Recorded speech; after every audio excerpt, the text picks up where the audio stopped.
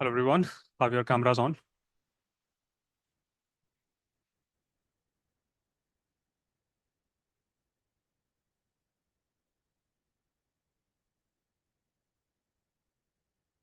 Okay, so first thing is this weekend there will be a masterclass on policy consulting, and that class will immensely benefit you in your interviews. So please make sure that you attend that. Um, so write to Archita timely. In case there is a delay from her end, pester her. Otherwise, reach out to me. Okay, but do attend that class over the weekend. I think someone from Bill and Melinda Gates Foundation will also be there to drive the session. And of course, Shatakshi will also be there. Clear? Second thing is, tomorrow we will not have a class. The next class, I think, will be on. Yeah, let's do this class. We'll inform you of the next class. It will be either on 20th or 21st. 22nd, 23rd would be your policy consulting sessions.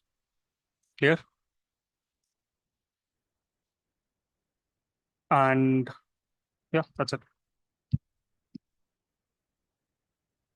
Okay. So, Pratik, have you done your homework, your hobbies? If I cold call you right now on any aspect of your hobby, do you have the confidence? Yes, sir, I've done prepared some parts of. Okay.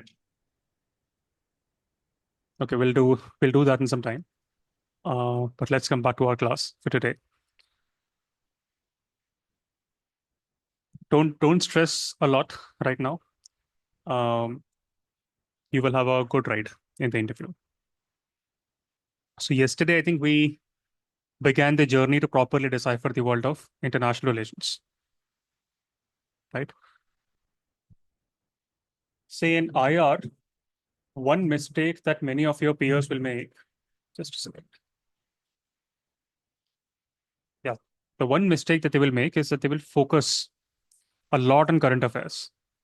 Current affairs, current affairs, current affairs only. They will cram every detail that they could cram on current affairs. They will fixate on the news articles. But I am a lazy guy. I should say this. I will not do a single thing of that kind. But I still will be able to formulate better responses, better answers than those who are obsessed with current affairs and all the facts all the time. Personally speaking, for me, it does not take more than 15 minutes to wrap up current affairs. Not more than that. 10, 15 minutes newspaper, that's it for me. In fact, Taleb is very, very critical of reading newspaper, and I agree.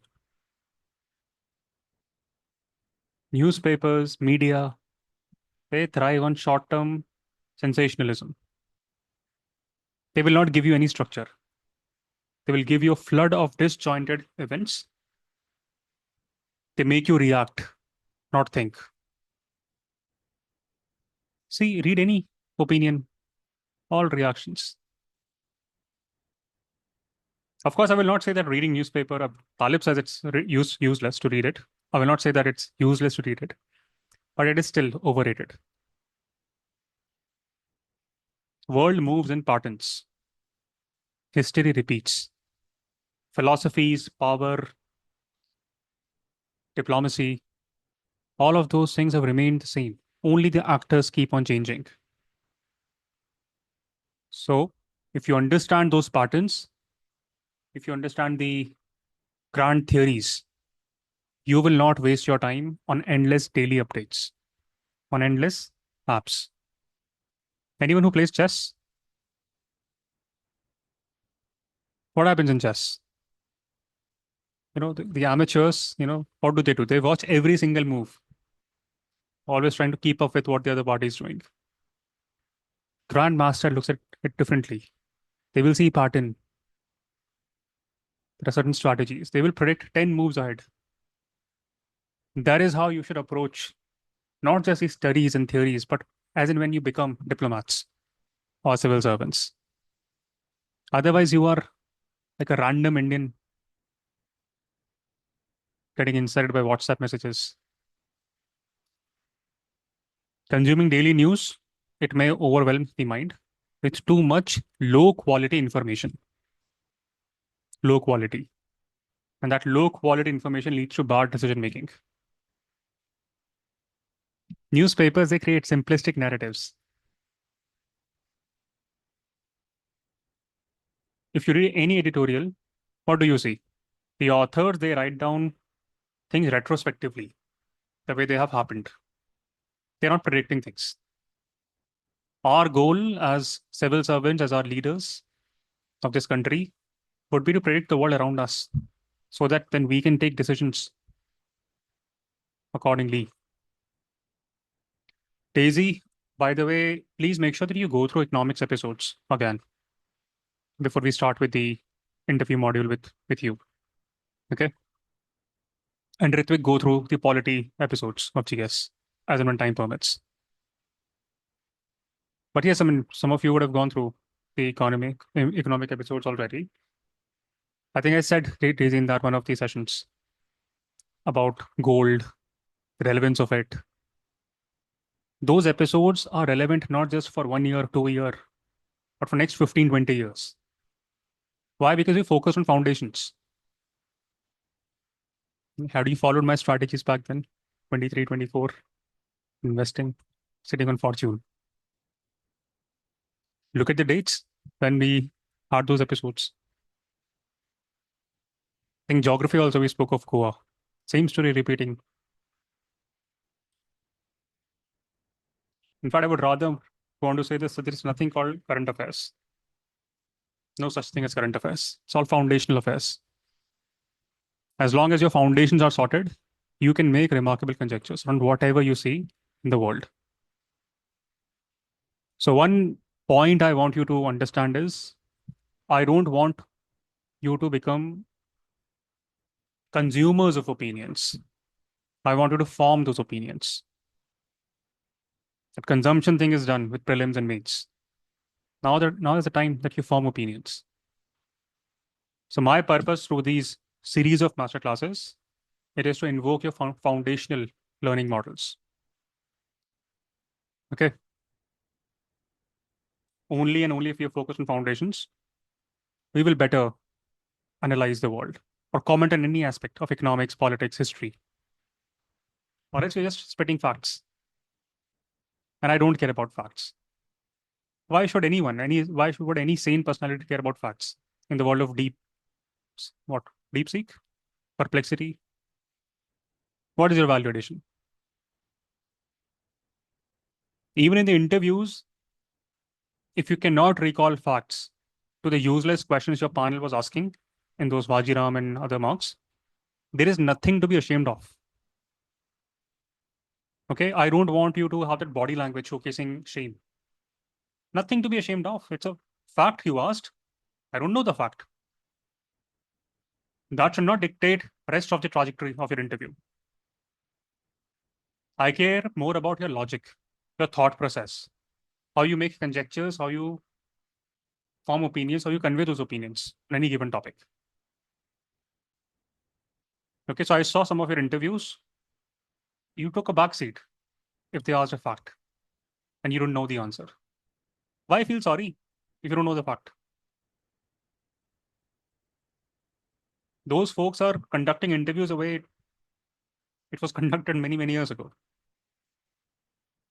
So please understand you're 2 weeks before your interview. These are the most important days. Perhaps that's the reason why I'm doubling down on these days. Making cautious efforts to increase the frequency of our meetups. So it does not matter to me what you did a few months ago or a few weeks ago. I need your attention in absolute way, dedication right now, because we will prepare for magic. In fact, personally speaking, I look forward to interacting with you the day after your interview also, because I know you will ace it. Because throughout this journey, we will focus on foundations, not the peripherals. All your peers, they're focused on peripherals. We will not waste time there. Okay, so let's start today's episode with a very interesting video, and watch this video and tell me your thoughts. But before that, what did we do yesterday? Can quickly summarize, anyone? Classes, the last one, this one, and the next one will connect.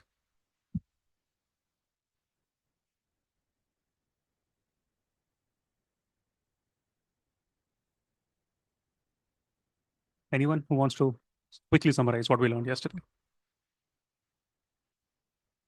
We learned to look at the world through one lens, right? Today we'll wear more lenses. I want you to just master these lenses. This is what we did yesterday and what we will do today. And then from next week onwards, we will apply these lenses to random questions that I will pose. And believe me, these lenses, they always work. This method has worked. Many have scored very well, relying entirely on these methods.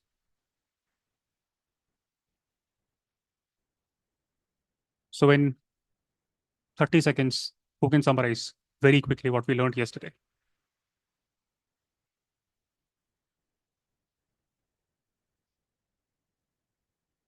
Yes, Tracy? So we learned about the Marxist idea of looking at the international relations, the class struggles, the inequalities between nations through the example of chocolate factories and chocolate industry and Ghana and Switzerland. And then we also saw the changes in the diet of Mexicans because of NAFTA and also the factory collapse in Bangladesh. Okay, good. So let's watch a very interesting video. And with this, we'll begin the class today. This is another lens I want you to master.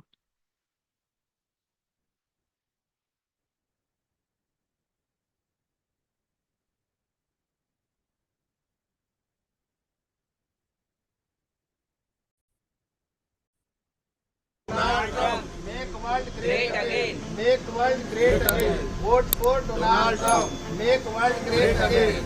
ओम सर्वेभ्यो देवेभ्यो नमो नमः श्री भगवते नमो नमः श्री नारायणाय नमः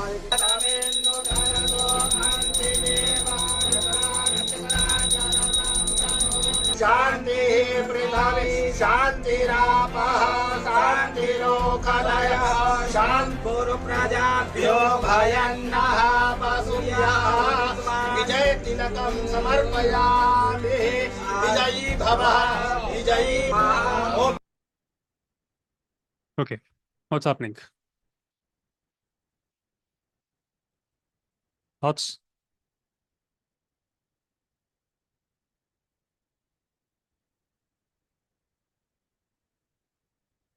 See, all of you have to speak at least 7 times in every class. Otherwise, stop attending classes from tomorrow onwards.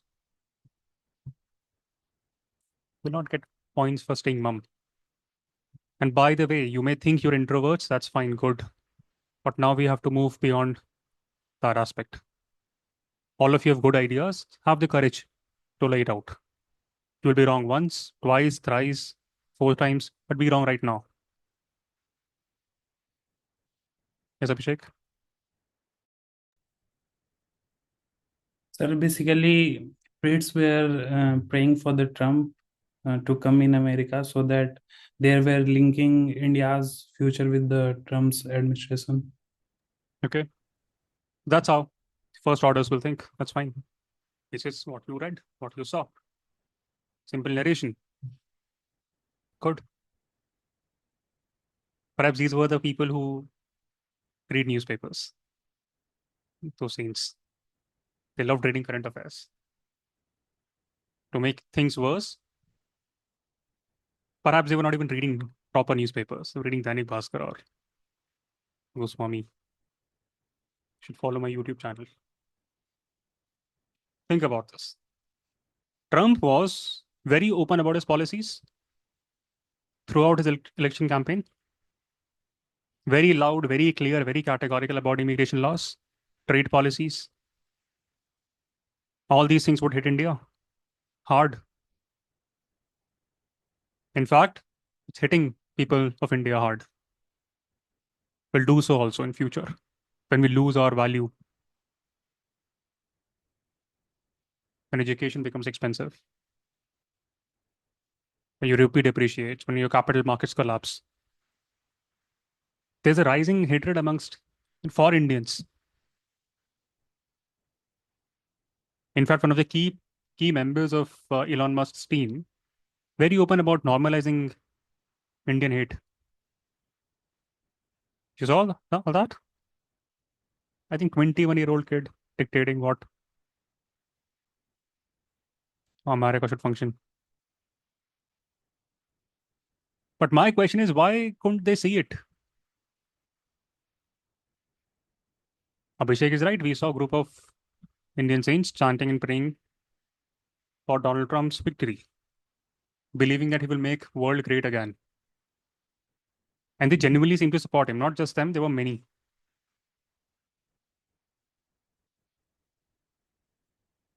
But his policies are now disastrous for the same saints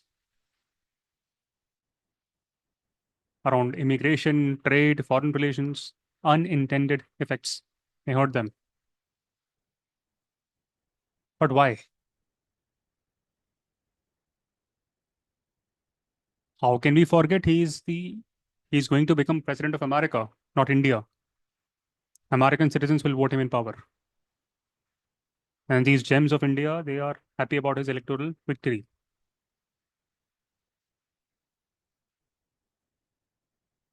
So with this, I want you to think about that video from a realist lens. Realism. I tend to be a realist in life. What is realism? I will not give you fancy terms, Ritvik has studied those terms in IR. Classical realism, neorealism, Mearsheimer, Morgenthau. Classes for those who are not experts in IR. So it's for those who just learn a few foundations and apply with the aim to outshine in the UPSC interview. And for that, we'll focus on 5 foundations, basis which we'll analyze the world. The one that we have done is Marxism. It's covered from yesterday. The second and third foundational lens would be discussed today. Second one that we'll discuss today is realism. So what is it? Basis whatever you know.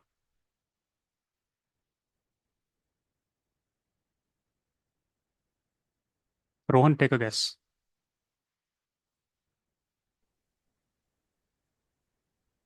Sir, maybe it is about real interests which are going to be served. Okay. But again, that's broad because in Marxism also we spoke of economic interests. So I'm creating a new lens here, realism. Abhishek? Sir, America having the power, so from the power perspective that they would do things. Interesting. Ritvik, after you. That realism actually postulates that the Don't world talk around us about is don't talk about those theories, okay? Tell me in simple terms. that it's simply the power-seeking view, sir. That Okay. it is only the security current. Okay. So realism for each one of you, for interviews perspective, it is all about power maximization and security maximization. What does that mean?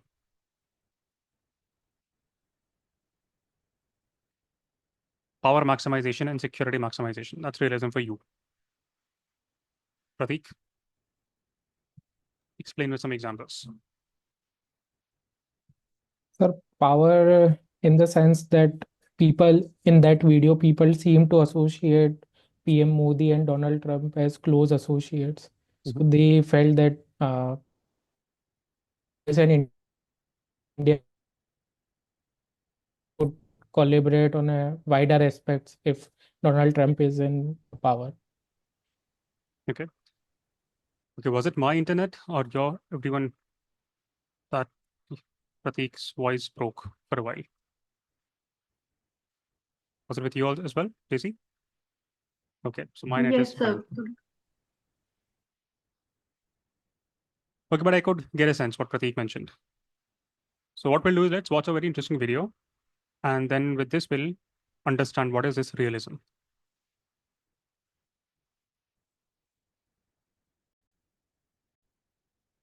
Мною принято решение о проведении специальной военной операции.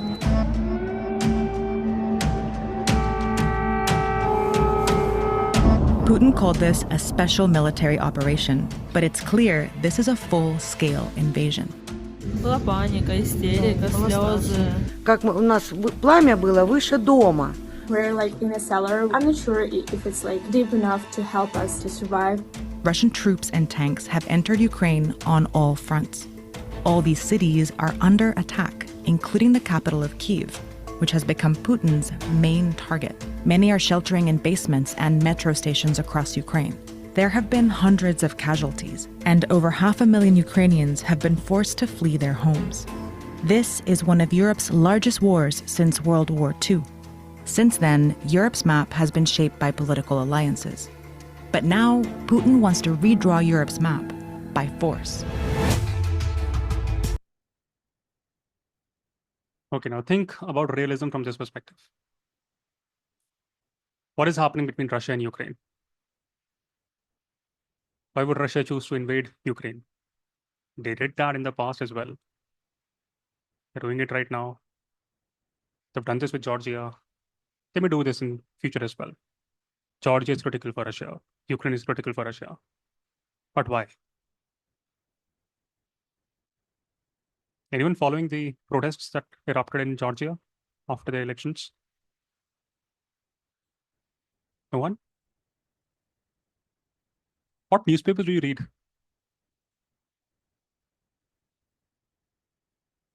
Ritvik, tell me. Sir, regarding EU, the parliament said that they will not join the EU, and in 2028 it was decided that Georgia will be part of EU. So there was a protest regarding that. And first question, sir, that protests were regarding, how Russia is intervening in yes, sir. deciding who becomes their prime minister.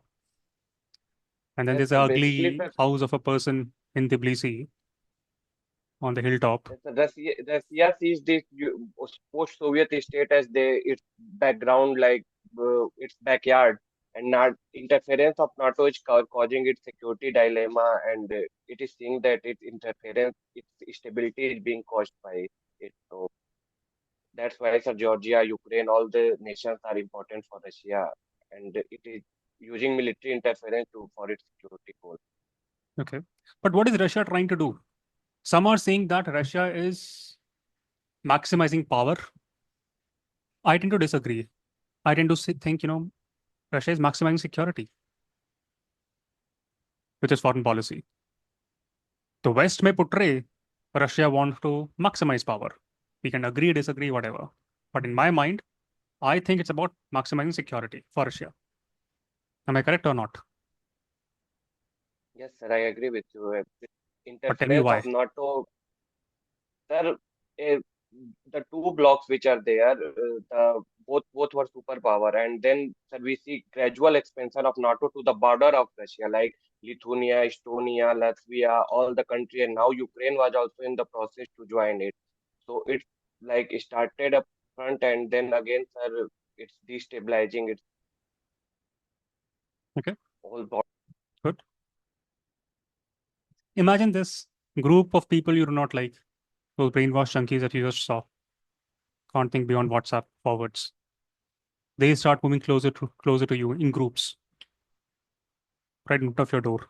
You will feel threatened. For years, NATO. What is NATO, Prateek? It is an alliance of the US and the European. What kind of alliance? It's a security alliance which provides one for all and all for one. If That's been moving eastwards, closer and closer to Russian borders. is an attack on one country, then everybody. So NATO has been moving eastwards towards Russian borders. Ukraine thinking, dreaming of joining NATO. Russia will see this as a big threat. If you were Putin or advising Putin, you would also say the same. So in their view, invading Ukraine was about what? Maximizing security. They will portray that we have no other choice. If Ukraine joins NATO, then NATO troops, weapons could be right on Russian doorsteps. That may make Russia very, insecure. So I may say it's not about power. It's about survival. It's about security. So Russia is doing what? Maximizing security in this case. Right, Rohan? So in realist terms, Russia saw this as a defensive move. They believe it was a last urgent option to stop NATO from coming closer. Is it about right, wrong? I don't care. It's about staying secure. And this behavior is not unique to Russia. Give me examples of the same pattern that you see today. Rohan, or in the past, any example?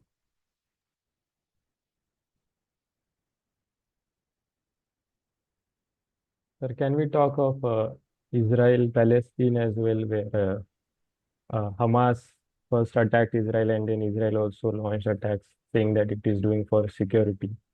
So this can be considered as security maximization. You don't ask me questions, you tell me the answers.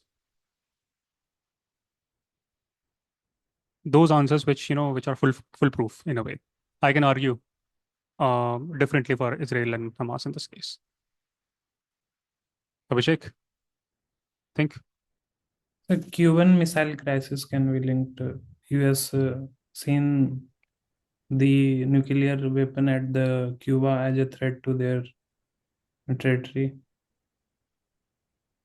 Okay.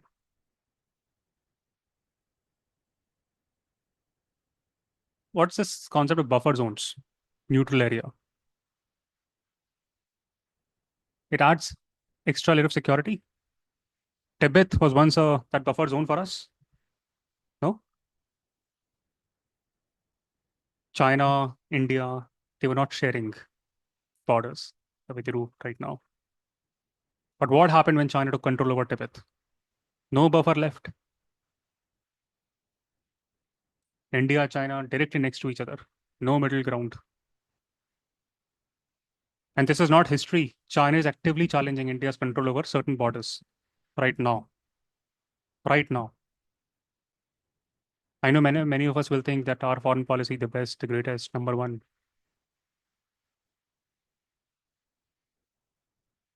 In fact, I may make the argument and you will be convinced that Jaishankarji may not be foreign minister, he's intern of some industrialist.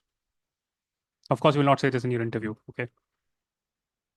Don't say all this in the interview.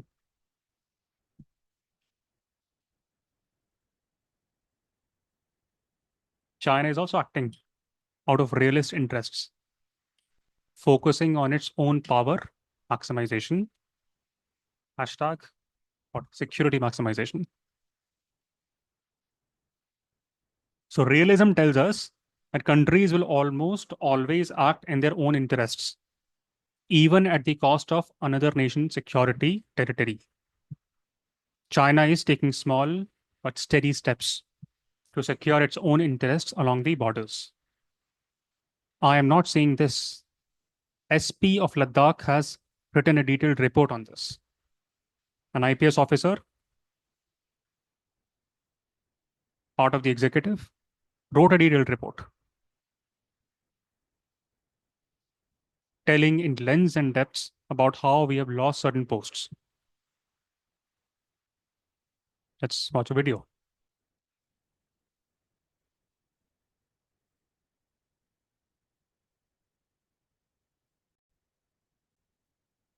Let's say, which was an active conflict. A lot of Indian journalists were allowed to go and he's not a random Tom, Dick and Harry. He teaches at Yale, been part of the Indian Army, commanded the battalions. look at Kargil, report from there. There's been no single journalist, not even a Godi Media journalist, a friendly journalist, who has been allowed to go to Ladakh and report from there. 26 out of the 65 patrolling points that are in Ladakh, India is not able to access. The Chinese have come and physically blocked that patrolling point. They've deployed their soldiers, they've put, I think, 4 or 5 vehicles, and they're standing there. So you cannot cross that and go to those 5 patrolling points. Same is the case in Demchok. The Chinese have come and pitched their tents there. Essentially, you have lost control over areas which you had control over till 2020, where you were demonstrably exercising control. So Siddharth, we have not heard from the Prime Minister till date explaining what he meant, what he said on 19th of June in that all party meeting. Na koi ghusa hai, na koi ghusa hua hai. What did he mean? Oh, and for a party that has and defending India's interests against. But okay, I think you can check the sources, data, whatever. But this struggle for power, security, control, it has been around for centuries and will always be there. This is how powerful countries act and behave. We can't ignore it. Anyone who thinks war is driven by moral principles. Yesterday we met Bush. Do you really think he cared about democracy, freedom, human rights?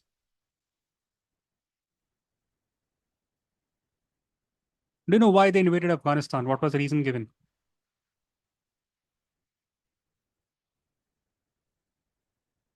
Anyone knows? Should know. Why US invaded Afghanistan, Rohan?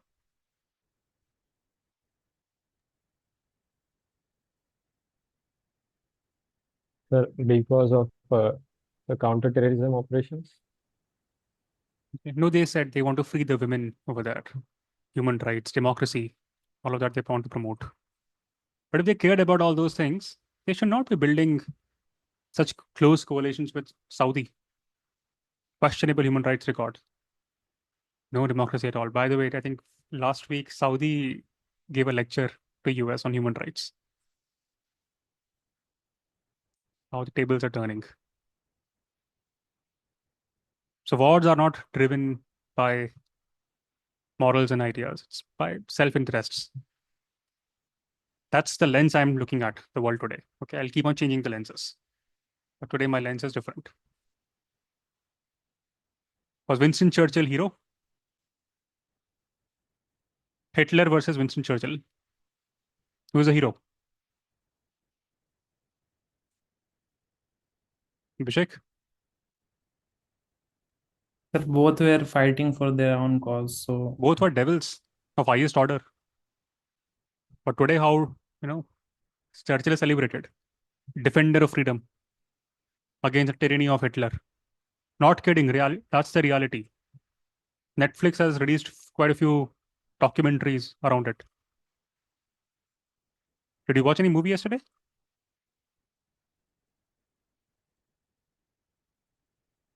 Not watching movies at all? See, don't study too much. Just be lazy, but focus on foundations. I think there's a very interesting movie on Churchill. He was shown as a leader, a remarkable leader. But he was also morally corrupt leader, kind of a leader. How can you forget Bengal famines? But today, people will celebrate him as heroes because he won the war. Had Hitler won the war, things would have been different. So realists, they argue that leaders, countries, they make decisions by interests. That is it, not purity.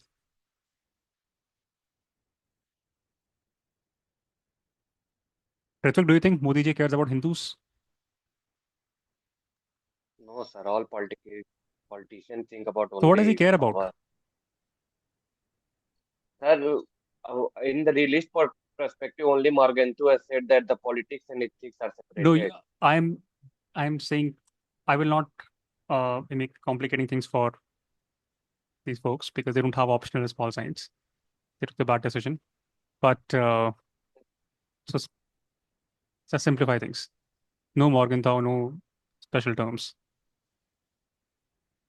Sir, all the political parties have only one agenda, that they have to seek the position, they have to seek the power, they have to come in the I will go in beyond that from the also. government. I would say, fine, power maximization is there, but they also want to maximize security.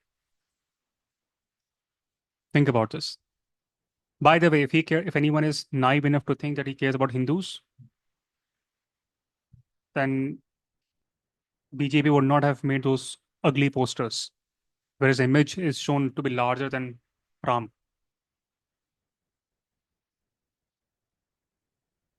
People who look at the world from realist standpoint would say Modi ji cares about two things only. Of course, number one, power maximization. Second is security maximization. Why? Because the minute he's not in power, he would be in jail.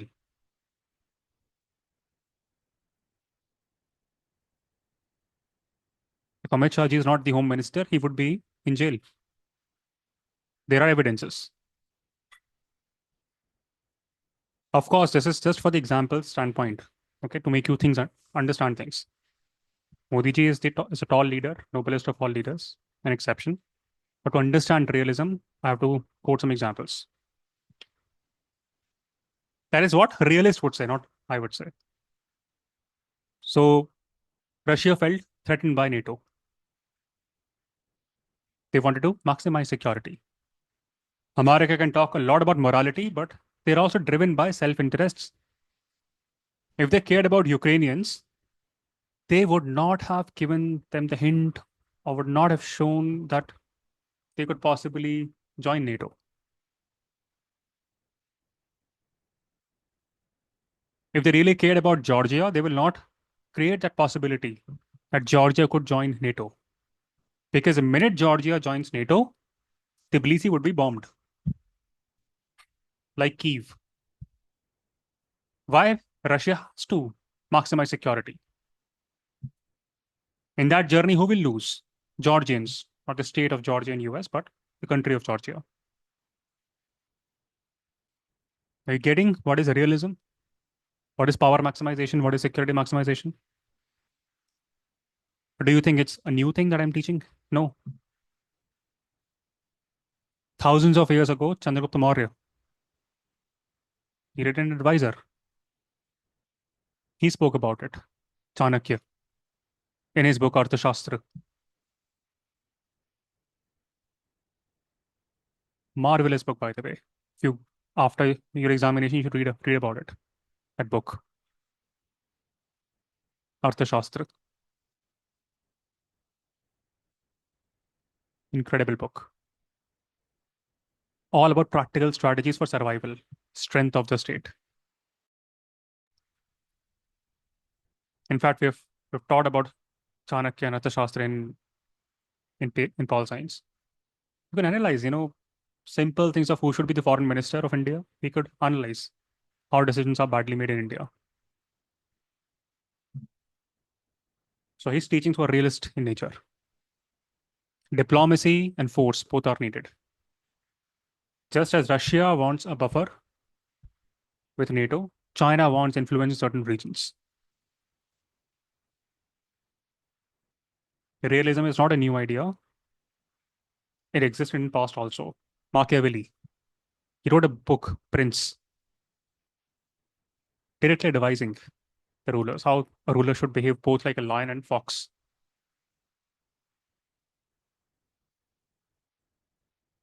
So coming back to the video with which we started today's class, what would realists argue? They would argue Donald Trump is saying America first. He is not saying India first. Why aren't these saints realizing this? American president, not Indian president.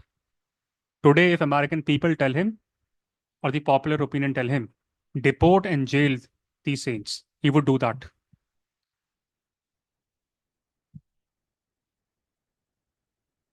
In fact, he did that. He showcased that might. Not for these saints, but to other immigrants.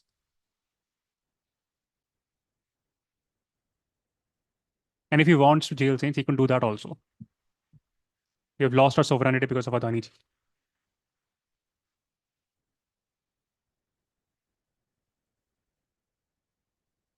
You will not have And none of those saints, none of their relatives will have easier time getting American visa. 300 days waiting time.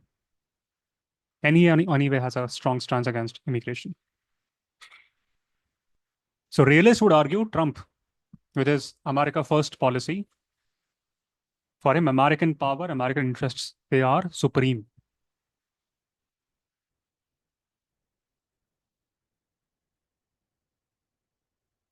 As an Indian, I should not care who wins or loses. All I should care about is what? That I manage Trump into doing things that I want him to do to ensure that my country thrives, my country succeeds. I will follow the same strategy with Bangladesh, will not align with a 70-year-old leader, hugely unpopular. I will do the same thing in Nepal. I should ideally do that.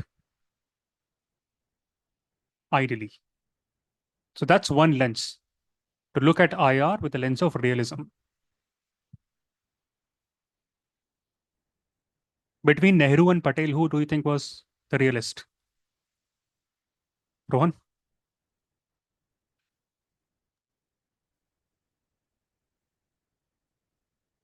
Sir, I think Sardar Patel ji would be realist because he thought of integrating India and thinking about the interest of India first. Okay. Yeah, I will not chastise Nehru. Nehru was a remarkable prime minister. I know many may disagree with this. India was born in a different age, different setting, and he was a remarkable prime minister. Whatever he achieved, the current ones cannot achieve 1% of it.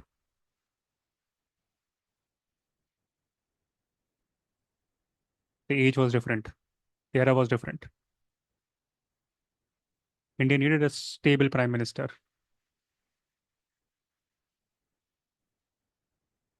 Patel died early. Had he been prime minister, perhaps India would not have been the kind of country that we have right now. But yes, coming back to explaining Nehru versus Patel, in some instances, I agree. Sardar Patel was a realist, strong realist. In 1950s, Nehruji signed Panchsheel Agreement. What is Panchsheel Agreement, Pratik? So it is like the 5 principles of foreign policy in terms of non-interference and respecting the sovereignty of the other country. Yeah, good. Panch, 5, Sheel, virtues, 5 principles agreement.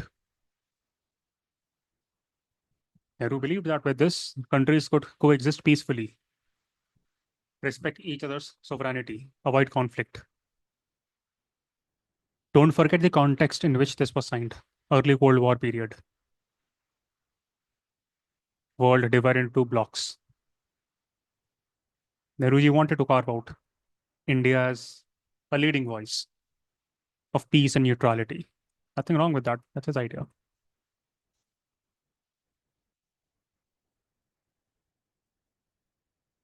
But in this case, some say that he was an idealist.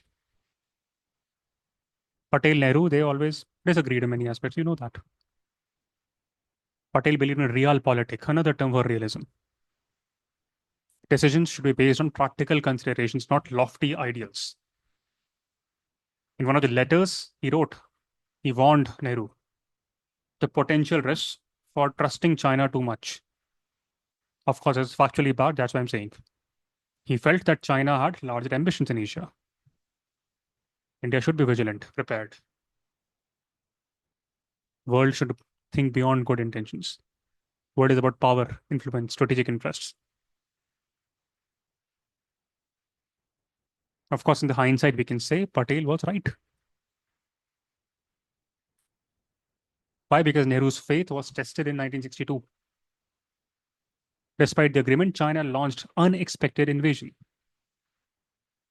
And that shook the foundations for Nehru's foreign policy. So ideals are important, but As a country, we should not be blind to potential threats. These saints may be celebrating Trump out of idealistic hope.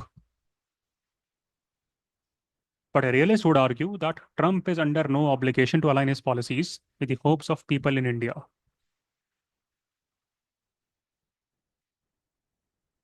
What's her name? Tulsi Gabbard, right? She's not Indian, American citizen. Vivek Ramaswamy, not Indian, American citizen. Kash Patel, Indian, no, American citizen. How do they derive their power? America, American citizens.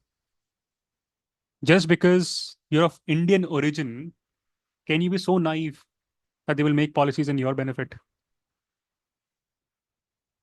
Entire India was dancing when Kamala Harris became the Vice President of America. Why?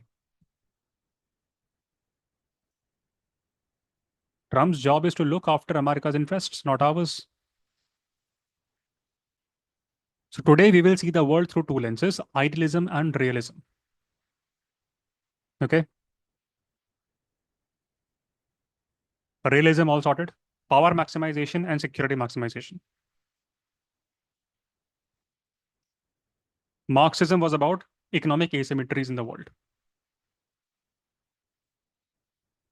Now let's talk about idealism.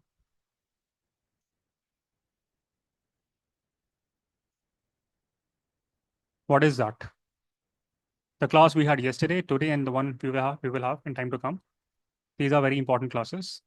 And directly you will see at least 20-30 marks additional in your interviews once you practice this multiple times.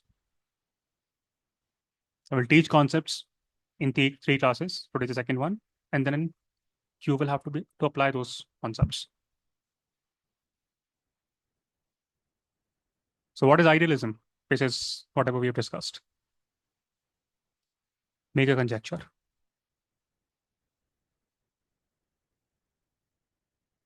Abhishek? So it is based on the highest morality ground that two nations should make their foreign policy. What? This sentence makes no sense. What you just said. I'm sorry, I'll be harsh. I need to be. Sir, based on the idea of not hurting other country or making not able to. Okay.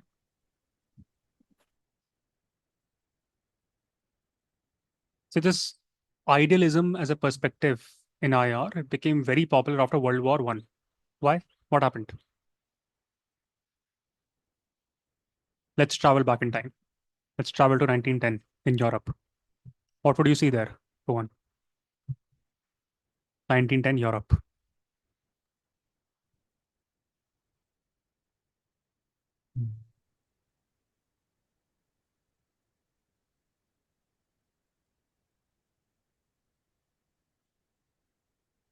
Pick any country. Which is your favorite country in Europe? We'll talk about that.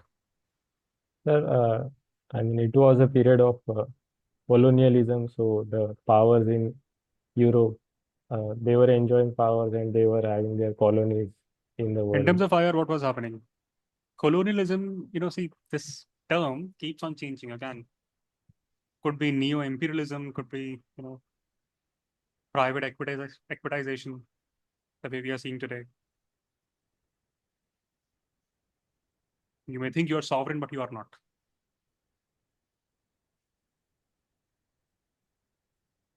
I tend to think most sovereign country today is China. We can debate and discuss. But 1910, Europe, what's happening? What does international relations look like then? Prateek? So there was fragmentation between the different countries, and also there were agreements within some blocks. So there were not a consensus on a European level, basically. Okay. Daisy?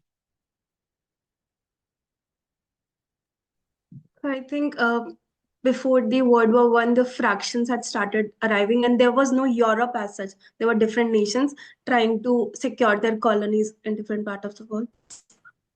Yeah. See, the years before the World War One, what were those years? World War One? 1914 till 1918, right? Roughly speaking. Years before that, there was immense competition, alliances, nationalism, hyper-nationalism. Did you see that? What happened in Bhubaneswar, right? KIIT University. Some university teachers telling Nepali students that our college's budget is more than your country's GDP. I am astounded that those are professors in a decent college in India. Nepal is one very important country for us. People to people ties, so critical. But yes, in the blind hyper nationalist ideas, so WhatsApp messages, that is what you will blurt out. 1 second you destroy anything that India has to offer. But yes, hyper nationalism, not a new thing, existed in the past also, especially before the years of World War I. All the countries were heavily militarized. There was this old belief that power politics, it's the only way, only realistic way to maintain peace. Use military, use economic strength, use national interests. That's the only realistic way to maintain peace.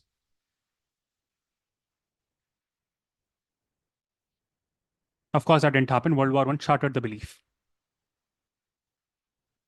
1914, 1918, total devastation. 4 brutal years.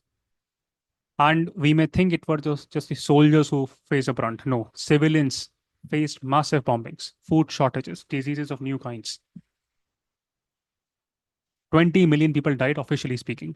Of course, that's the official number, always underestimated.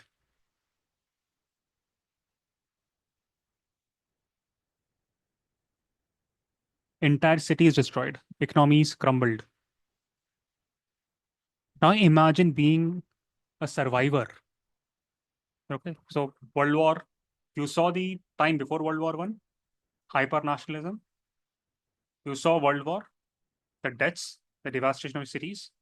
Now just imagine in 1918, you're sitting after the World War I is over, let's say in Germany or Hungary. What will you see and what will you think about the world? What matters to you?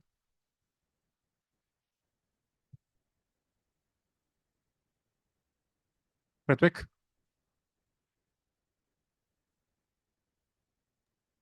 Sir, I would try to stop just another occurrence of this war and then try to reconstruction would be my primary agenda. Yeah. You will see cities in ruins, families torn apart, whole generation of young men gone. You would see a sense of despair over entire Europe. And you will be exhausted with this power politics. Endless cycle of violence, hatred, endless cycle of alliances. You will see a shattered world. It was in that shattered world, leaders, intellectuals, they started thinking there has to be a better way to govern the world. And in their mind, the answer was idealism. Idealism in international relations called for diplomacy, cooperation. Idea that the war could be prevented by addressing the underlying causes of conflict. And what are these underlying reasons for war, Daisy? So one can be to secure their own interests, expand power and geographical expansion. Second can be economic interest to gain more and more profits from, let's say, different colonies or no. Tell me who is the number one GDP today? The number one GDP.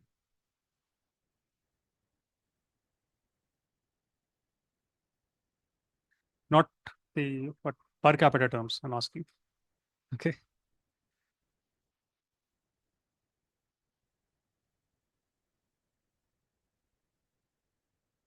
See if there is civil war happening there. Number 2, GDP, civil war happening or not. Number 3, civil war happening or not. But if you go to Sudan, Congo, Afghanistan, Bihar, you will see civil war happening. Why? Because poverty, inequality, joblessness, insecurity of various kinds. Let me show you a very interesting video.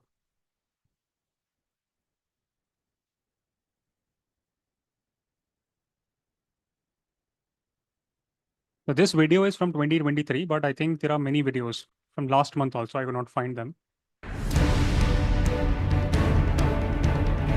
This is Haryana, could be UP, could be Bihar. This is public property.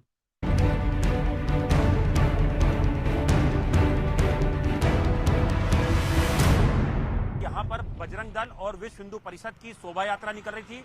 उसी दौरान एक दूसरे समुदाय के लोगों ने उनके ऊपर पत्थरबाजी शुरू कर दी और उसके बाद दोनों समुदाय के बीच जमकर पत्थरबाजी हुई। So, aren't you tired of seeing the same pattern all the time? Let me show you another video. Is anyone who does not understand Hindi? Can you all understand Hindi?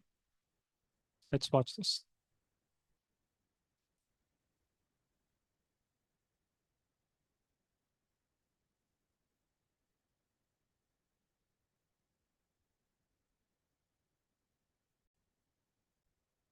यात्रा समेटकर दिल्ली लौट आए। बिहार में करीब 2.25 करोड़ लोग गरीब हैं, बेहद गरीब, महीने में 6,000 से भी कम कमाते हैं। जाहिर है इनमें से ज्यादातर हिंदू ही होंगे। इस गरीब बिहार को केवल धर्म के आधार पर क्यों जगाया जा रहा है? इनमें से जो हिंदू हैं वो हिंदू जगाओ यात्रा के बाद क्या 6,000 की जगह 60,000 रुपया महीना कमाने लग जाएंगे?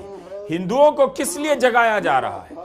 जाति की गणना के अनुसार बिहार की 40% आबादी झोपड़ी, टिन और खपरेल की छत के नीचे रहती है। क्या इनमें जो हिंदू हैं वो जाग जाएंगे तो उनकी झोपड़ी महल में बदल जाएगी? गिरिराज सिंह की हिंदू जगाओ यात्रा समाप्त हो चुकी है। इन 5 दिनों में कितने हिंदू जागे और जो जागे वो जागने के बाद इन दिनों क्या कर रहे हैं इसकी जानकारी मुझे नहीं है। गिरिराज सिंह को मोदी सरकार में काफी अहम मंत्रालय मिला हुआ है। कपड़ा मंत्रालय, टेक्सटाइल सेक्टर भारत का दूसरा बड़ा सेक्टर है जहां सबसे अधिक लोगों को रोजगार मिला हुआ है। यात्रा के बाद इन तस्वीरों को देखिए। गिरिराज सिंह कपड़ा मंत्रालय में देखे जा सकते हैं। कपड़ा सेक्टर का 90% उत्पाद असंगठित क्षेत्र से आता है। इसमें 4.5 करोड़ लोग काम करते हैं। भारत सरकार का लक्ष्य है कि 2030 तक 1,77,00,000 लोगों को ट्रेनिंग देने की जरूरत है, जिसकी तैयारी की जा रही है। मगर आप जनवरी की इस खबर को देखिए। कपड़ा कमेटी की रिपोर्ट के अनुसार 2015 से 2020 के बीच इस सेक्टर में निर्यात घटा है, आमदनी नहीं बढ़ी और आयात में बढ़ोतरी देखी गई है। इस कारण 2,14,000 से अधिक लोगों का रोजगार प्रभावित हुआ। लोग कपड़ा छोड़कर दूसरे क्षेत्र में नौकरी ढूंढने लगे। यह आंकड़ा कोविड के आने से पहले का है। क्या आप ये जानते हैं कि भारत का कपड़ा निर्यात लगातार कम हो रहा है? वित्त वर्ष 2022 में कपड़ा निर्यात 41 अरब डॉलर का था, भारतीय रुपए में 3.5 लाख करोड़। अगले साल यह गिरकर 35.5 अरब डॉलर का रह गया। वित्त वर्ष 24 में Textile is a very, very, very important sector for India. Vietnam, Bangladesh. Time is coming, we can't compete with them. So in the first video we saw, I did not show you the entire video, but you will see frustration of angry, poor, jobless youth in India.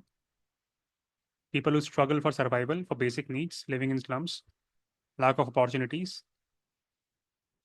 They are angry. They're venting out their anger, frustration, destroying public property. And they are perpetually angry, something or the other. Every 3 days, they will find a new reason to be angry. Samir and Ranveer Labadia for 3 days, followed by someone else for another 3 days. A new movie will prop up. That's the reason. One WhatsApp forward, they are ready to kill anyone. They want to decide what you should eat, what kind of clothes you should wear. In the second video, we saw something very interesting.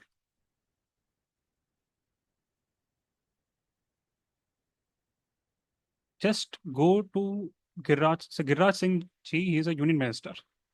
Ministry is in shambles. He has been in power for more than a decade now.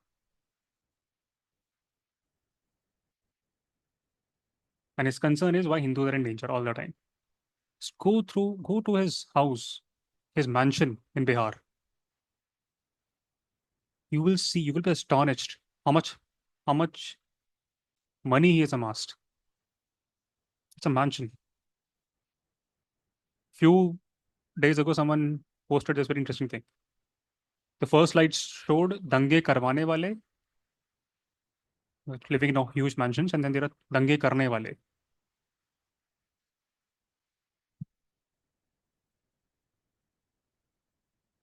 Why does this happen? As long as inequality, unemployment, poverty, hunger persists, everyone is in danger.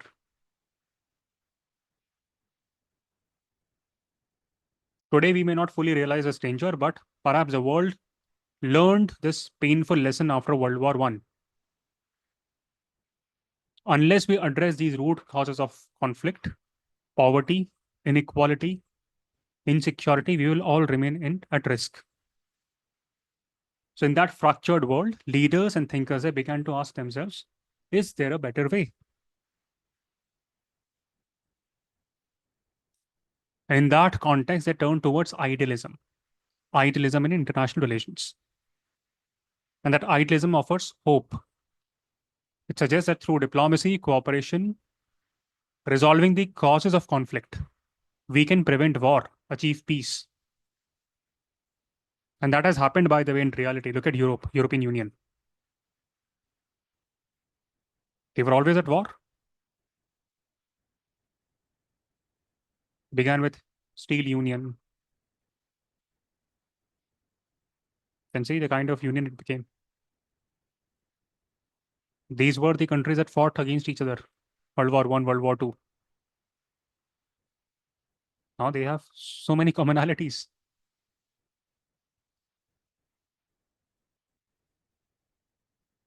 And look at ourselves, we can't cross India, Pakistan, we can cross the border. Germany, Italy, France, see, look at their borders.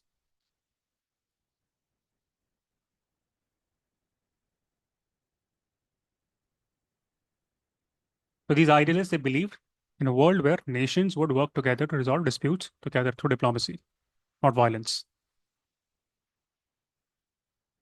In fact, it was in this backdrop they called in for the formation of League of Nations. You would have read about it in your mains. What is that? League of Nations? And who called for it? Why it failed? Jesse? So it was like a organization for international cooperation before UN after the World War I, and I think it failed.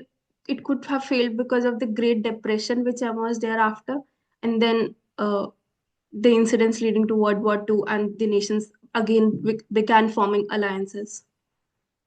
Okay, that's not the reason that why it failed. You picked up IFS as your first preference, Stacey. And randomly ask such questions on UN, League of Nations.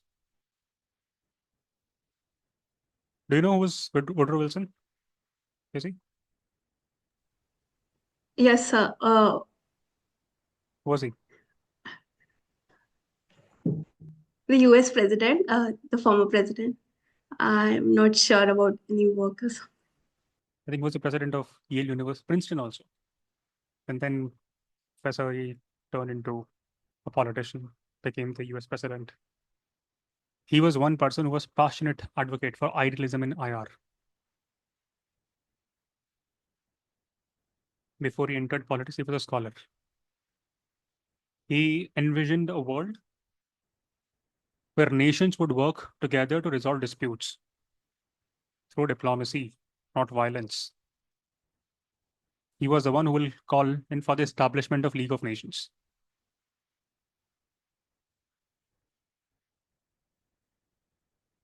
What do you think UN does? It helps countries work together to prevent wars.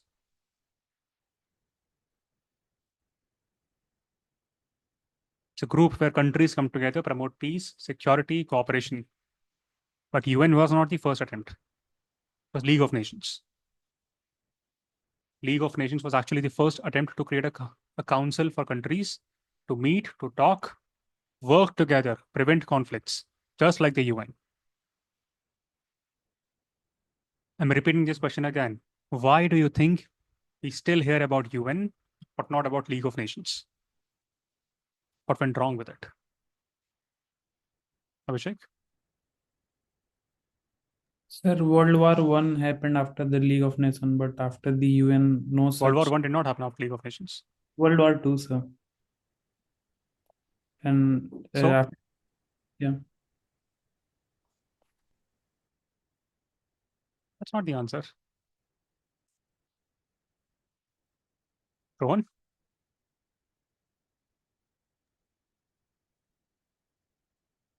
Or maybe because what they were aiming for to cooperate, so they could not fulfill that responsibility.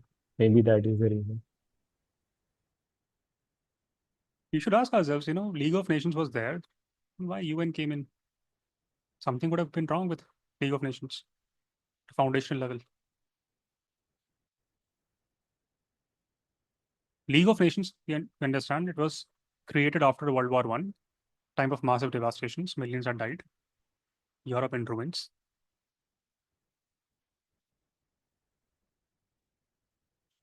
And League of Nations was perhaps the answer to all those problems. Was it like the UN today? In some ways, yes. But there was a very big difference. United States, even though President Woodrow Wilson, it helped create the League. US never joined it. US Senate did not approve it. With such a major power not part of it, that League was weak from the beginning itself. Weak foundations. And of course, there are other reasons also. UN today has more powerful tools at its disposal. It can enforce the decisions. League of Nations did not have those tools. So back then, countries could ignore it. And that's actually one of the reasons why it failed. In aggressive countries like Japan, Germany, Italy, when they started expanding in the 30s, League could not stop it. No power. No strong enforcement mechanism. No full support of its members. You had World War II. And after World War II, when it ended in 45, then you learned the lessons from the failures of League. And then you had a UN with good foundations. But coming back to idealism, Woodrow Wilson was one such person who was a proponent of it. And after the World War I, idealism made a lot of sense. World saw what unchecked nationalism could result into, what power politics could lead to. Now, my question is, are we seeing something similar today?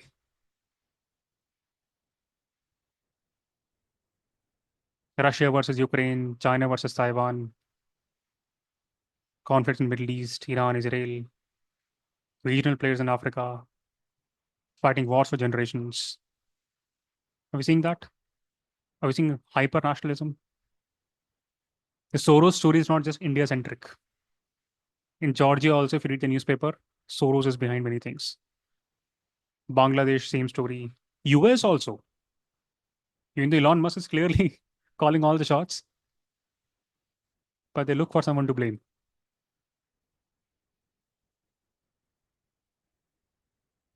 Thoughts? Do we have similar What's different? What's similar?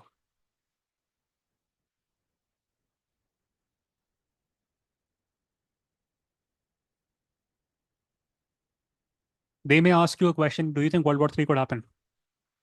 Of course, I will disagree with that idea. Things have changed. Situations are concerning, I agree. But full-scale World War III, it's very, very, very unlikely. And we'll decipher that in time to come.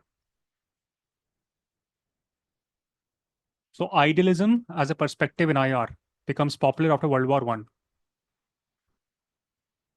See, I'm saying it became popular. But roots of idealism actually go back further. Why?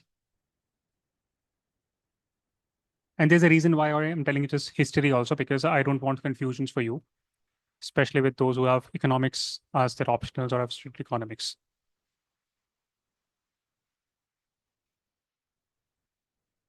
Because economics and IR will interlink.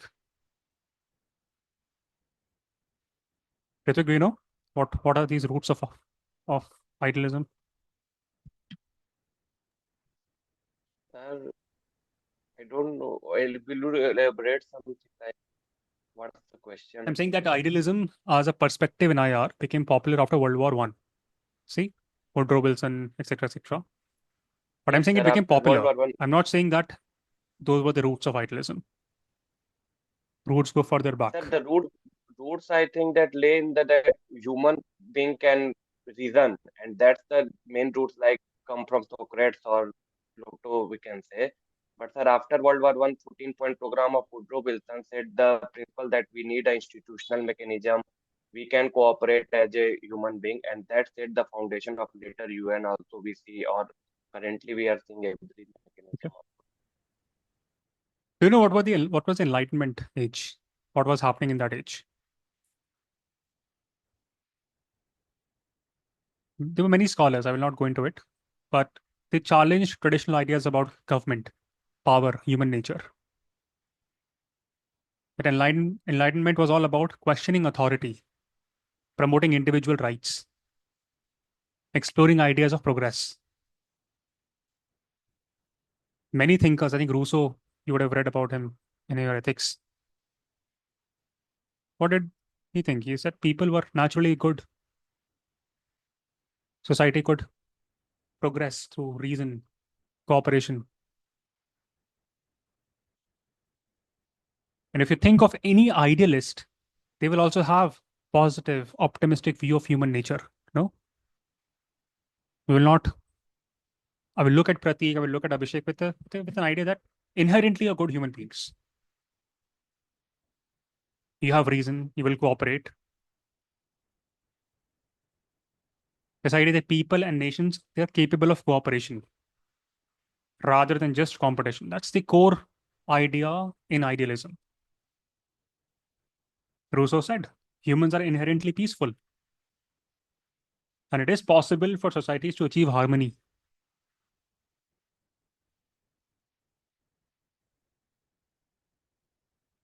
In international relations, these idealists, they're also called as liberals. Why?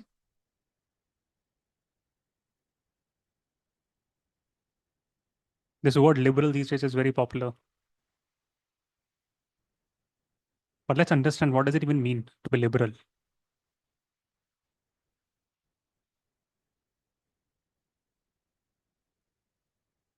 Any thoughts, anyone? Pratik, any idea? But I think it is in opposition to conservatism, which is very rigid beliefs. So liberals are generally considered to be more fluid in their beliefs and bases their reasoning on equality, justice, and these sort of principles. The liberalism originally refers to ideas of what? Freedom, democracy, individual rights. Liberals believed in what? They believed that people could govern themselves without needing to be controlled by kings or emperors. So when we talk about liberalism in international relations, what are we talking about? We're talking about a belief in cooperation, peace. We are talking about the idea that nations can work together for mutual benefits. Just when Donald Trump became the president, there was a trend on Twitter that there's liberal meltdown. After his victory, all the nationalists were celebrating as if it's their victory. Nationalists in India, nationalists in America. Why?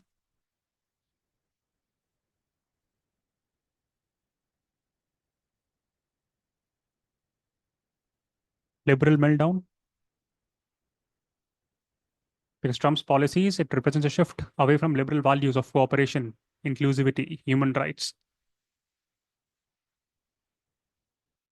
For Americans, see what immediately when he came to power, what all he did. For Americans, it makes sense. But why are Indians celebrating it?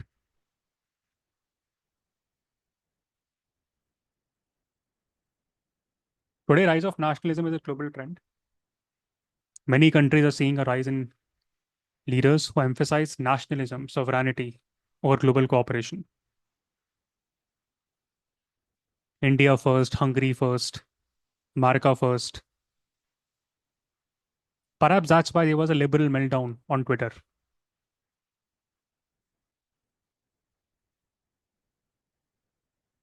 So when I talk about liberalism in international relations, we're talking about belief in cooperation, peace, idea that nations can work together for mutual benefits. Think about modern day UN. UN was built on liberal ideas. Countries should talk, cooperate, resolve conflicts peacefully.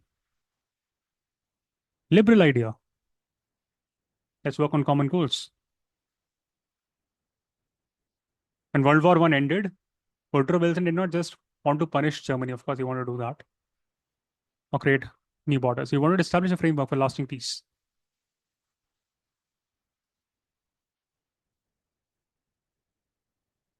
When I say liberal institutions, what do I mean? Perhaps UN, perhaps Paris Agreement.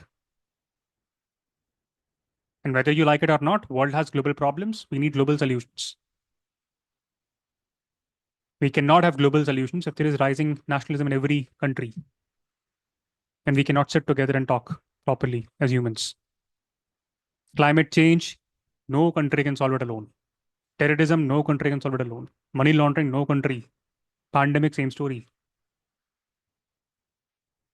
We live in our own silos. Perhaps we're moving towards a very different world order. But for now, let's understand idealism / liberalism in IR is all about belief in cooperation, peace, progress.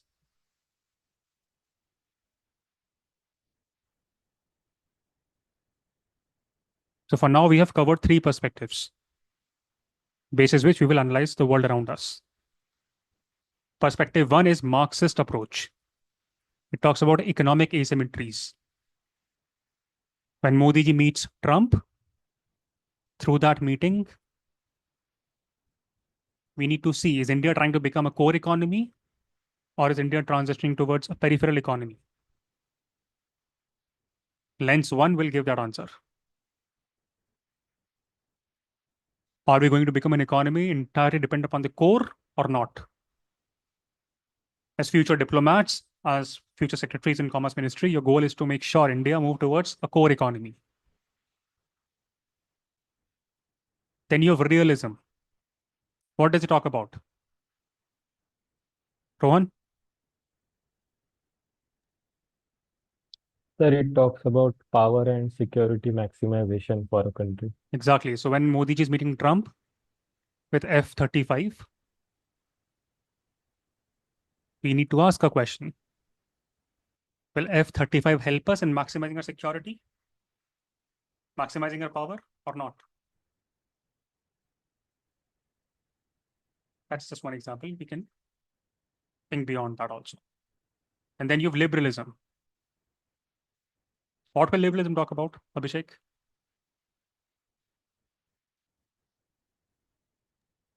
So it talks about the cooperation, the basic nature of peace and progress. Yes. Now here you have to make a note for your interview's perspective. Liberalism will talk about role of institutions.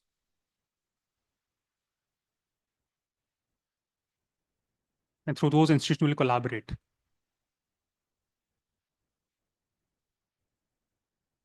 So for now, we have 3 lenses, basis which we will analyze. For example, I think SAARC, it's an institution.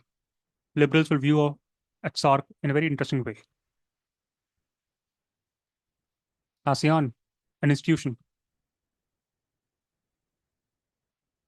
Do we have any institutions with Pakistan to engage? Any working setup? Do we have institutions in setup, to engage with Ukraine or so on and so forth, with Latin America? In the next class, we will talk about the other 2 approaches. And after that, we will apply these approaches through random scenarios. And I will prove it to you in every class, how you could answer any question around current affairs that the board will throw at you, even if you quit reading newspaper from today onwards. Of course, don't do that. Read newspapers. Up until now, any questions on what we studied today? Ideally, economists in the class should have a question.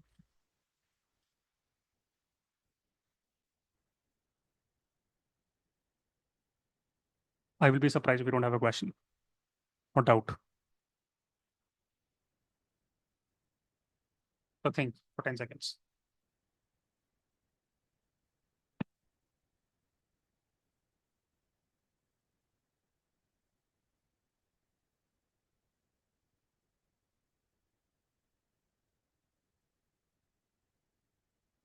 Any doubt, Prateek?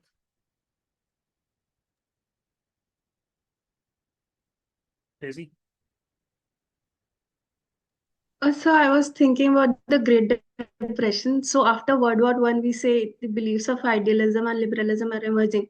But then during the Great Depression, there was again national and import tariffs and all. So I think that's kind of contradictory. Ritvik? Ritvik, you're not an Sir, economist, you right? have told, sir, everyone is economist in India. Sir, I have just one question, sir. Like you have told us several aspects, like realist aspect, Marxist aspect. Sir, in interview, a specific question will come, and we cannot answer like all the aspects, like 3, 4 aspects. So, which one is good at that point of point, or regarding that country, Yeah, or I'll tell you regarding all those that acts, don't worry. institution? I'll tell you the acts. I will also tell you the language that you will use. So in a way, you are already prepared for the answers. Okay? Those answers will be different from what Modi ji answered. We asked him about what? Adani question. He's saying Vasudhaiva Kutumbakam. So, no, he was not trained well. His advisor should change. Okay, so I think in economics also you study liberalism. What does that mean? How is that different from what we studied today? Daisy? So I think in economics, it's basically the classical view of laissez-faire and free markets and let the invisible hand operate. Okay, and then how is this different from the lens that we studied today? In idealism, I think we are focusing more on peace, cooperation, and the role of institutions again. Okay. So I'll still clarify this for you so that there are no doubts left. And again, repeat this. With these 3 approaches, not just 3, 5 approaches. 1 that we did yesterday, 2 that we did today, and 2 we'll do the next time. I can assure you, even without looking at the newspaper, you will be all set to address many questions, almost all the questions that board will throw from current affairs around politics, economics, history, geography, wherever. My only request is what we learned yesterday, what we learned today, 2 approaches, and what we may learn in the next episode. Learn that, whatever I've taught you, and then I will make you apply. And then you will see the magic, how easy things will get. Okay, but having said this, even though today I said that, newspapers are nonsense, still go through it, read through it. for time being. Over time, you will realize how ridiculous these newspapers are, the opinion pieces are.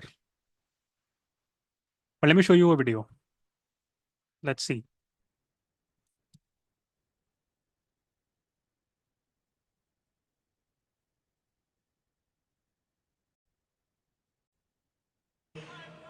I'm also announcing that as part of our additional tax cuts, we will end all taxes on overtime.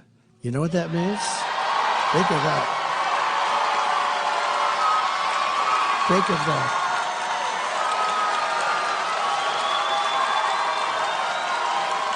Think of that. That gives people more of an incentive to work. It gives the companies it's a lot easier to get the people. And, you know, I went to some economists, great ones, and I said, what do you think? They said, it would be unbelievable. You'll get a whole new workforce by doing that. No taxes on overtime. The people who work overtime are among the hardest working citizens in our country. And for too long, no one in Washington has been looking out for them. Those are the people. They really work. Okay, that's video 1. Now let's look at video 2.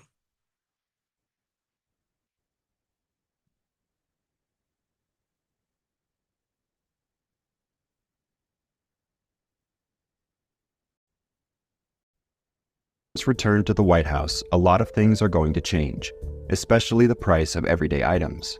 While on the campaign trail, the president-elect made a number of promises regarding tariffs on foreign-made goods. Specifically, Trump said as recently as November 4th that there would be tariffs of at least 25%, which could rise to as high as 100%, on goods made in Mexico.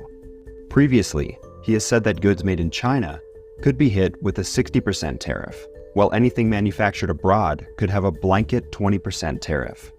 Roger Entner of Recon Analytics, a telecom industry analyst, told Forbes, quote, "Go to Walmart. Virtually everything in Walmart is made in China. We decided to make China our factory. It took decades to do that, and it will take years, if not a decade, to undo that." Okay. Basis these two videos, any thoughts? Because there seems to be a dichotomy. Is there any contradiction in these two clips? Daisy? So I think the rise of liberal ideas of free markets within the country, but then again protectionism with respect to other nations. Yeah. Isn't he talking about tax cuts? And there are many other videos where he's talking about reducing government workforce. He wants to help businesses, minimize role of state. Doge. What is that? Elon Musk loves Doge. Department of Government Efficiency. Tax cuts, smaller government workforces, are classic moves to make the economy more business friendly. A free market approach. What is the other term for it? Liberalism. Isn't liberalism all about reducing government barriers so that businesses have more freedom to operate? But then we are also seeing, and we also know, what does liberalism mean in foreign policy? Global cooperation. Trump is moved out of Paris deal, raising tariff barriers, plays around with immigration policy. So there is some dichotomy. Is Trump a liberal or not? It's in this context I want to distinguish between economic liberalism and the liberalism that we study today in foreign policy. Economic liberalism, we all know that. You know that. Free market, businesses have good freedom, minimal government control.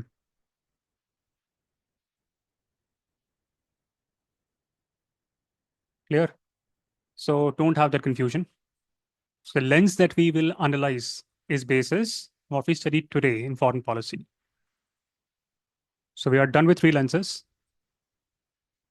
3 perspectives, basis which you will look at any news around politics, around diplomacy, around many things. And we'll talk about that. Any questions, anyone?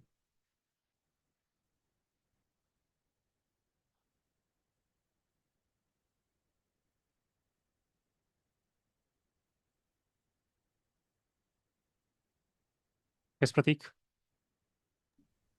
Sorry, no, realism. So is it not like that people for a realist in India, they will look at US election outcome in two ways, like either one would be elected. So in that way, favoring one isn't that realistic. No. So if you are an Indian diplomat, as a realist, you will care about one thing and one thing alone. That is, I want to maximize my country's security and I want to maximize my country's power. That's it. My country. That's how a realist would think. Now, for that, whatever I have to do, I will do it. Chanakya will give his own theories of Saptangast and whatnot. Dand. Machiavelli will give his own theories. And I will also give some of my theories on what we can do. But as a realist, my goal is simple. That I want to maximize India's security. I want to maximize India's power. The way Russia did in today's episode. The way China did in today's episode.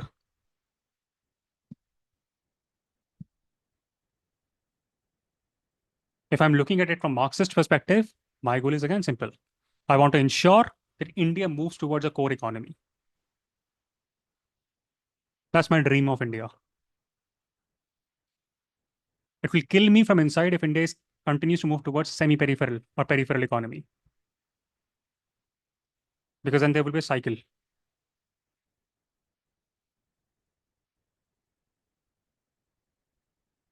And from liberal perspective, I would want peace. This idea that China is an enemy, Pakistan is an enemy, is it serving me good or bad? I don't know. We'll analyze that. And of course, there is no permanent friend, no permanent enemy. Especially if you want to become an officer for India. Okay, so national interest would gain primacy. Rohan?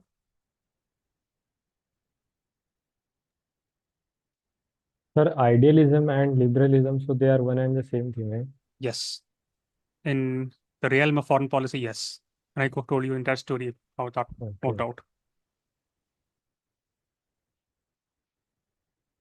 I did not want you to miss out on any conceptual theories, don't want to cram things.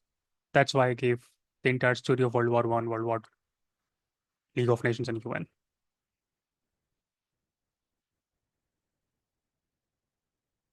Now a question for you, Prateek, and Daisy, and Ritwik.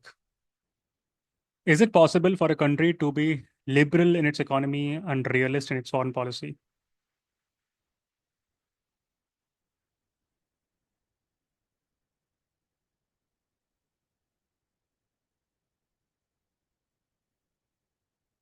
Raise your hand when you are ready with the answer. And please make sure, whatever question I may ask in the interview, I want examples also. This shows how well read you are.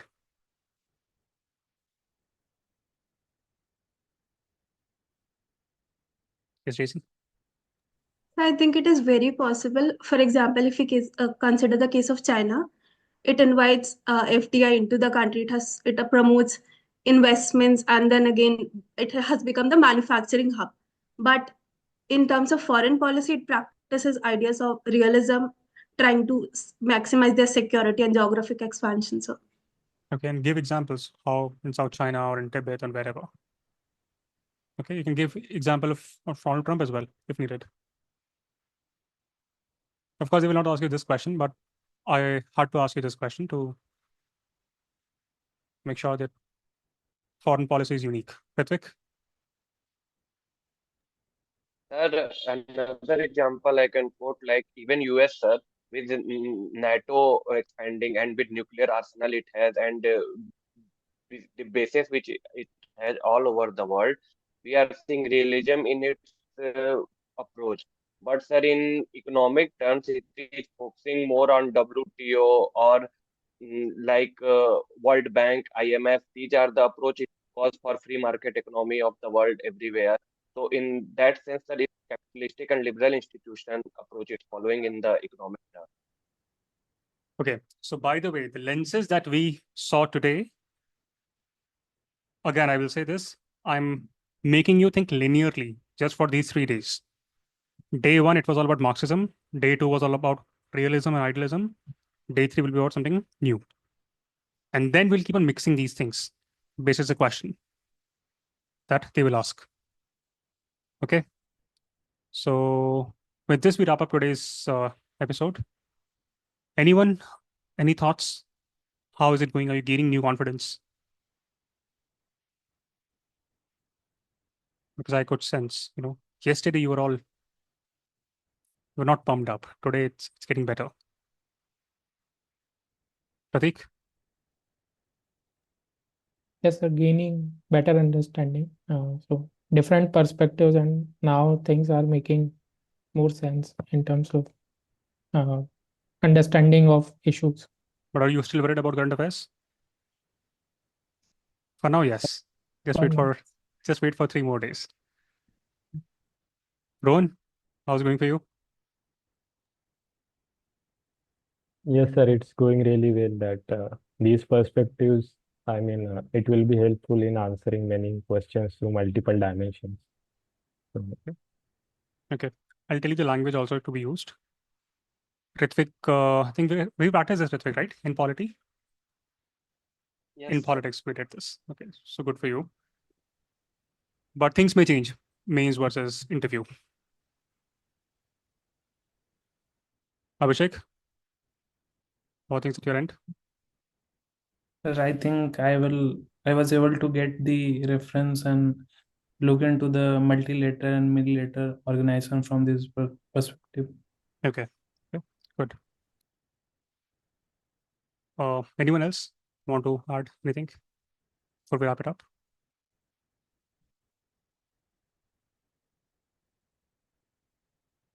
Five seconds, 4 seconds, 3, 2, 1. Okay, so good seeing you all. The next class will announce it will be either on 20th or 21st. And do attend policy consulting class over the weekend. Okay, reach out to Archita and she will ensure that you are part of it. Srishti, what happened to you today?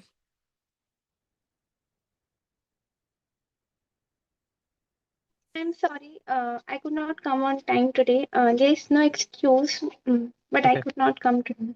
Okay, fine. Rohan? sir, you told to watch any movies, so which will you suggest to watch? So everyday new country. That's my advice. Except India, watch a Pakistani movie. Watch a Sri Lankan movie. Watch a British movie. Okay. And do tell me if you stumble on good movies also. I love watching movies. I saw this Churchill movie. That's why I spoke about Churchill today. He was no different from Hitler. Just because he won the war, things changed. Okay. Good luck. Take care and look forward to seeing you again. And Abhishek, I think we have a call. So let's do it.